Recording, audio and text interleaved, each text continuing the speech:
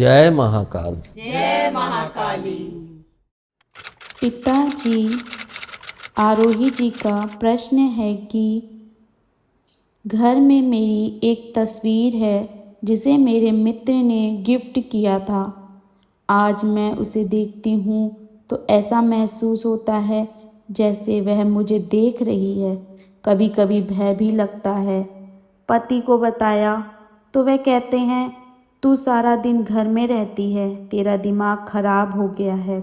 और मुझे लगता है जब से यह तस्वीर घर में आई है तब से हम दोनों में बहुत लड़ाई हो रही है। कृपया मार्ग दिखाएं। बेटा, आपने जो प्रश्न पूछा है तो मैं इसीलिए आप लोगों से कहता भी रहता हूँ कि घर के अंदर ज़्यादा कैलेंडर या फोटोवेयर वगैरह नहीं टांगनी चाहिए। इसका मैंने कई जगह देखा है, कई बच्चों को सही करते समय, कि उनके घर में कोई कैलेंडर या कोई फ़ोटो या कोई चित्र ऐसा, चाहे वो भगवान का ही क्यों ना हो, जिसको कई बच्चे कहते भी हैं कि भगवान के चित्र पे तो कोई नहीं कर सकता है, लेकिन ऐसा नहीं है। जब तक हम चित्र में अपने भाव को प्रकट करके और उस चित्र के चारों तरफ एक औरे को तैयार नहीं कर देते हैं, तब तक हमारा भाव उसमें भगवान की तरह नहीं जम पाता है। हम स्वयं भी देखते हैं कि जब हम कहीं से फ़ोटो वगैरह लाते हैं तो वे भिन्न भिन्न प्रकार की होती हैं, चाहे दुर्गा जी की ले लीजिए, चाहे जिस भगवान की भी ले लीजिए, तो वे भिन्न प्रकार की होती हैं। फिर हम लोग उसको जैसे भी हो फूल से श्रृंगार करके और अपना भाव प्रकट करते हैं। फिर जैसे कि मैंने कहा है कि जो हम लोग जप करते हैं तो हमारे सामने ही फोटो या मूर्ति होनी चाहिए, तो हमारा भाव उस फोटो या मूर्ति पे जो हमारे सामने है उस पे प्रेषित होता है, और जब उस पे प्रेषित होता है तो फिर वह मूर्ति से टकरा के वापस हमें ही प्राप्त होता है। यानी उस मूर्ति में भी तेज उत्पन्न होने लगता है, और वहाँ से टकरा के हमारा भाव जितना शुद्ध और जितना प्रबल होता है, उतना ही वह हमें भी वापसी में एक हमारे शरीर में भी तेज लाता है, हमारे चेहरे में भी एक चमक उत्पन्न कर देता है, जिसको हम लोग देखते भी हैं। जो बड़े बड़े ऋषि या संत लोग होते हैं, कुछ बच्चों को भी देखा है जो अच्छे और पूरे मनोभाव से करते हैं, तो उनके चेहरे पर एक तेज होता है। तो यह सब हमारे भाव की तीव्रता के ही कारण होता है। और जो लोग इस क्षेत्र में माहिर हो जाते हैं, यानी कि अपने आप उस चित्त की आँखों में कुछ इस तरह से अपनी शक्तियों को प्रवेश कर देते हैं कि वे उस चित्त के द्वारा आपके घर की या आपके परिवार की एक्टिविटीज़ देखने लगते हैं। पूरी तरह से तो नहीं देख पाते हैं, लेकिन जिस समय वे बैठ के उस जप को प्रारंभ करते हैं तो वो उस माध्यम से आपके घर की एक्टिविटीज़ देखने लगते हैं। बहुत से लोग आपकी बातों को भी सुनने लगते हैं, जैसे कि कहा गया है, और मैंने कई लोगों से सुना भी है। एक बच्चा भी मेरे पास आया था कि कर्ण पिशाचिनी मुझे सिद्ध करनी है, तो मैंने कहा कर्ण पिशाचिनी ही क्यों सिद्ध करनी है, दूसरों की बातें सुन के क्या करोगे। लेकिन आजकल व्यक्ति जो है ना, सिर्फ छोटे मार्गों पे चलना चाहता है, वो लोगों की भलाई के लिए नहीं सोचता है। वो सोचता है कि हम उनकी बातें सुन लें, उनको क्या उनके जीवन में पहले घटित हुआ है वो सब बता दें, लाभ पहुँचे या ना पहुँचे इससे मतलब नहीं है। लेकिन जब कोई व्यक्ति मेरे पास भी, जब मैं बहुत परेशान था, कई लोग आए, तुम्हारे यहाँ पे ऐसा है, ये है आदि, वो इन छोटी छोटी सिद्धियों जो कि एक तरह से प्रेत सिद्धि ही कहलाती हैं, इसी कारण से इसका नाम भी कर्ण पिशाचिनी मतलब पैशाचिक शक्तियाँ हैं। तो ये बहुत जल्दी सिद्ध भी हो जाती हैं, होती तो प्रभावशाली हैं। लेकिन अगर कोई व्यक्ति जो परम पिता या माँ के साथ चल रहा हो, तो वहाँ पे अगर जब उसका ऑरा मजबूत होने लगता है, तब वे वहाँ पे निष्क्रिय होने लगती हैं, क्योंकि अच्छे वातावरण का भार ऐसी शक्तियाँ नहीं झेल पाती, तब वे वहाँ से रुखसत होने लगती। इसीलिए घर में जितने कम से कम चित्र लगाओ उतना ही अच्छा है। अपनी फोटो भी कम से कम ही लगाओ। और सबसे बड़ी चीज़ है कि कोई भी फ़ोटो ऐसी ना हो कि कोई व्यक्ति बाहर से आया है और उस पे उसके नेत्रों में या उसके किसी छवि पे उस फोटो के वह अपनी आँखों को केंद्रित करके देख सके। यह भी बहुत बड़ी चीज़ होती है। अगर आप लोग इस उसमें सिद्ध हो जाते हैं तो आप समझिए कि उस फोटो के द्वारा ही बहुत सी क्रियाएं तांत्रिक लोग करने लगते हैं, और मैंने इसका अनुभव भी किया है। मेरे यहाँ भी फ़ोटो थी, कई फ़ोटोएँ थीं जिनमें मुझे जब ध्यान में बैठता था तो आभास होता था कि इसमें से जैसे कुछ क्रियाएं हो रही हैं। फिर मैंने उसको जब कायदे से देखा तब समझा कि इसमें ये चीज़ें हैं। जबकि वह फ़ोटोएँ, कुछ फ़ोटोएँ मेरे बच्चों ने दी थी जो दरबार से जुड़े हुए थे, और कुछ फ़ोटोएँ पहले से ही स्थित थी। लेकिन किसी के ऊपर विश्वास तब तक मत कीजिए जब तक आप अपनी निगाहों से सत्यता की परख ना कर लें। अगर आप बिना जाने बिना देखे विश्वास करते रहेंगे उसके मतलब एक दुख भरे शब्दों में या उसके जो भी वो बड़े प्रेम रस में डुबो के आपको वार्तालाप करके आपको अपनी तरफ आकर्षित कर लिया, और आप उसके शब्दों में इतना फंस गए कि आप उसके कैरेक्टर को अच्छी तरह से देख नहीं पा रहे हैं। तो आप ये निश्चित जानिए कि वो सामने से तो आपकी तरफ प्रेम, जो भी प्रेम भरी बातें कर रहा है, जो भी आपके सामने नतमस्तक है, लेकिन पीठ पीछे वो क्या कर रहा है, इसको जब तक आप नहीं देखेंगे तब तक आप अच्छी तरह से सफल नहीं हो पाएंगे। यह घटना मेरे साथ भी घटी थी। जब मैं ध्यान में साधना में चल रहा था तो कुछ दिक्कतें, कुछ बच्चों की समस्याएं नहीं हल हो पा रही थी। तब मैंने कि आखिर ऐसा क्यों हो रहा है।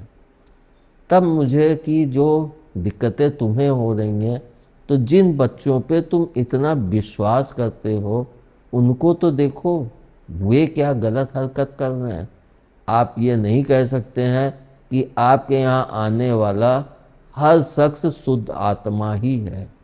बहुत से लोग आपके सामने आते हैं अपने दुखों को लेके, और इतने भाव विभोरता के साथ अपनी बातों को प्रकट करते हैं कि आप उनके दुखों को दूर करने में पड़ जाते हैं, मगर उसके पीछे के चाल उनकी क्या है, इस पे हम कभी भी दृष्टिगत नहीं कर पाते हैं।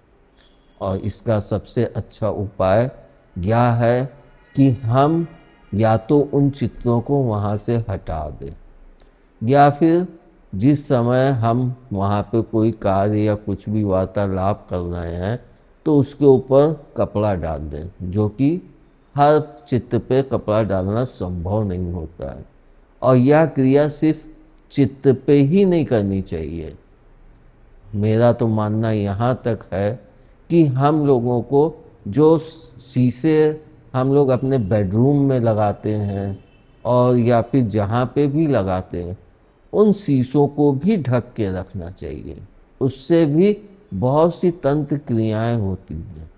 यहाँ तक होती हैं कि जैसा कि मैंने एक पिक्चर में देखा था कि वो छड़ी घुमाया, गोला प्रकट हुआ, इधर से प्रवेश किया और उधर जाके निकल गए।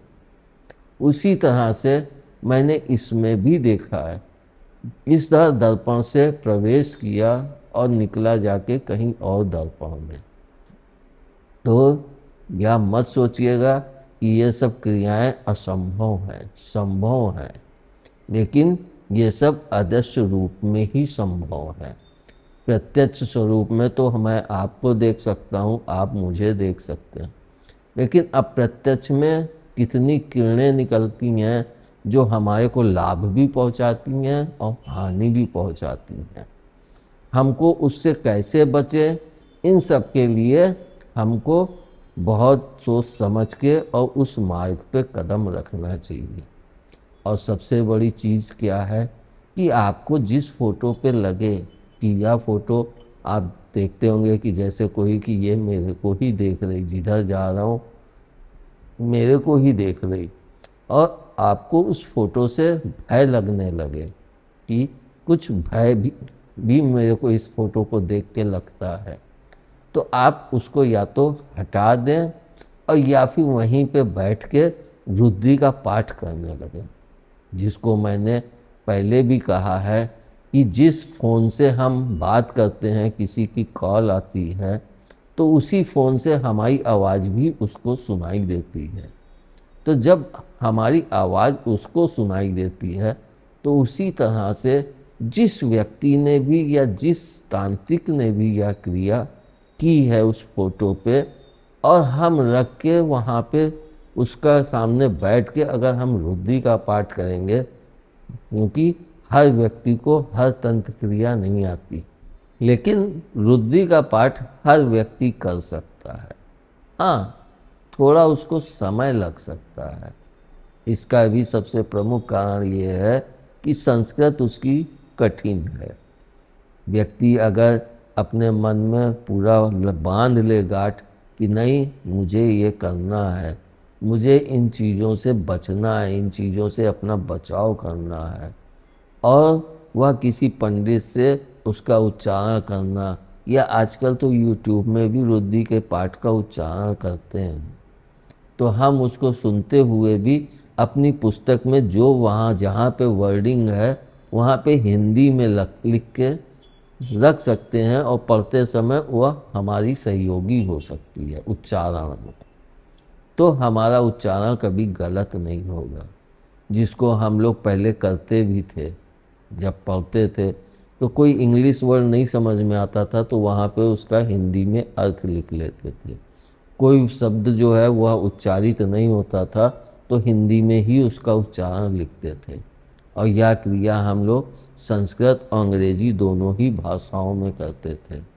तो उसी तरह से हम रुद्री की पुस्तक का भी अध्ययन करें, कुछ दिन के लिए किसी पंडित, अच्छे पंडित का सानिध्य ले लें कि आप आके हमें इसका उच्चारण सही करवा दें। फिर आप जब करेंगे तो आपको लाभ निश्चित होगा। कोई भी तंत्र हो, किसी भी प्रकार का तंत्र हो, आप अगर रुद्री पाठ का नियमित पाठ करने लगेंगे तो वह सब ध्वस्त होने लगता है। आप इसको एकदम मजबूती से जान लीजिए कि किसी भी प्रकार का तंत्र हो, आप उससे घबराइए नहीं। सिर्फ आपको बैठने की अपनी क्षमता को जागृत करना है, और इतनी जागृत करना है कि हम 1.5 से 2 घंटे 2.5 घंटे बैठ सकें और रुद्री के पाठ को अच्छे से कर सकें। इसको भी मैं सिर्फ इसलिए कह रहा हूँ कि जब व्यक्ति के ऊपर मुसीबत आती है तो वह हर कार्य करने के लिए तैयार होता है। फिर आप उससे 1 घंटे नहीं 10 घंटे भी बैठने के लिए कहेंगे तो वो अपने कष्ट को दूर करने के लिए 10 घंटे भी बैठेगा, जिसको मैंने बालाजी में देखा था। जब मैं मेहंदीपुर बालाजी गया था तो रात में 2 बजे से लोग सड़क में कितनी दूर तक बैठे थे लाइन में। बताइए कि सड़क में व्यक्ति सिर्फ अपने कष्टों को दूर करने के लिए इतनी रात से बैठा है कि बाबा के दर्शन हो जाए। तो व्यक्ति को जब मुसीबत होती है तो वह सब कुछ करने को तैयार होता है, और जिनके ऊपर भी कोई ऐसी मुसीबत है तो वे रुद्री के पाठ को आरंभ कर दें, उनको निश्चित लाभ होगा। और जितना कम से कम फोटो रखें उतना ही अच्छा है। ज़्यादा मूर्ति भी नहीं रखनी चाहिए। इसको भी मैंने कई बार कहा है कि हम एक को साधें। ज़्यादा पे हम अपने को भाव देंगे तो हमारा भाव भी नहीं मजबूत होता है। और इसको कहा भी गया है कि एक साधे सब सधे, सब साधे सब जाए। तो हम सिर्फ जिसको साध रहे हैं उसी को रखें और उसी को अपना सर्वस्व भाव अर्पित करें। साथ में हमें यह भी देखना होता है कि हम जब पाठ करें तो पूरी एकाग्रता और शांति के साथ करें। धीरे धीरे हमारा जब मन लगने लगे और हमारा उच्चारण भी सही होने लगे और फिर हमारे यहाँ की दिक्कतें भी दूर हो गई, तब आप इसको सिर्फ सोमवार और शुक्रवार को कर दीजिए। मैंने यहाँ पे यह भी देखा है कि कुछ लोग फ़ोटो बनाते हैं और बना के भेजते हैं, कोई यंत्र बनाया कोई वो, तो उसमें पेंटिंग के करने से पहले भी उसमें कुछ ना कुछ तंत्र के मंत्र लिख दिए और वह क्या प्रभाव करेगा, आपकी ऊर्जा शक्ति को खींच रहा है कि आपकी धन शक्ति को खींच रहा है कि आपके घर में लड़ाई झगड़े करा रहा है, आदि तमाम प्रकार की बातें होती हैं जिनको मैंने साधना काल में बहुत अच्छे से अनुभव किया है। और उसके पश्चात ही मैंने बहुत सी फ़ोटो मूर्तियाँ हटाई हैं और सिर्फ अपने इष्ट पे ध्यान रखा। तो सिर्फ इष्ट और माँ जगत जननी उन्हीं को लेके चलता हूँ और उन्हीं के परिवार को पूजता हूँ। इसलिए आप जिसको पूजें पूरी लगन और श्रद्धा के साथ पूजें। तमाम तांत्रिकों के पास दौड़ने से अच्छा है कि हम इस पाठ को अच्छे से करें। मैं भी बहुत तांत्रिकों के पास दौड़ा हूँ, बहुत जगह गया हूँ, जिसको मैंने पहले अपने वीडियो में बोला भी है कि कितना कष्ट सहा है। और तब जाके एक यह कि हम इस पाठ को करें तो हमारी सभी समस्याओं से निजात प्राप्त होती है। धन्यवाद। जय महाकाल। जय महाकाली।